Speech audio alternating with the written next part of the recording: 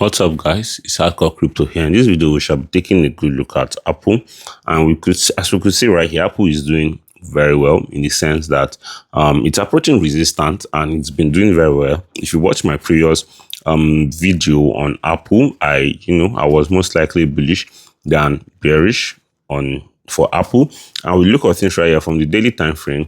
I made it known to us that we were in this pattern right here. This pattern, and you could see right here, this triangular pattern right here.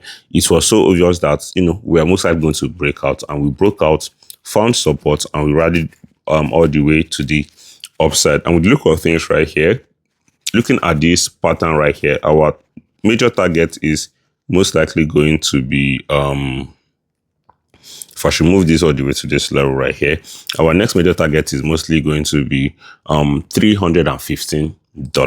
$315, guys. So right now it's obvious that we're most likely going to be breaking above this major resistance at $300 and above. So without even wasting much of your time, you could see clearly right here that we are most likely going to be finding support around here, $266, all the way into $300 or $301, breaking above that, finding support and rallying much higher. So in terms of, I don't know if looking at the news right here, we could see clearly right here that the reason why Bitcoin kind of surged was because the Intel stocks jumped after reaching preliminary chip manufacturing deal with Apple, and the US government's 10% stake in Intel played a key role in bringing Apple to the table, with talks spanning more than a year. So without even wasting much of your time, we could see the Intel stock went up 13.9%, while Apple stock went up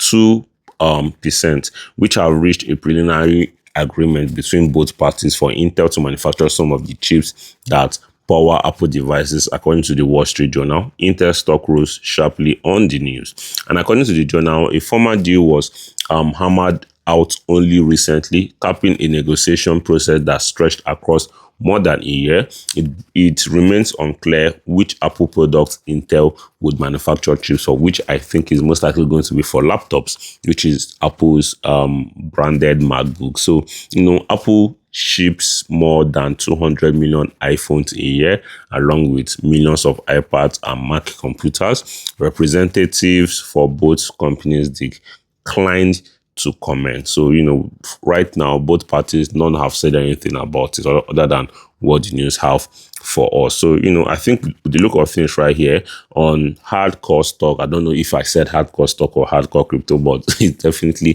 for hardcore stock right here.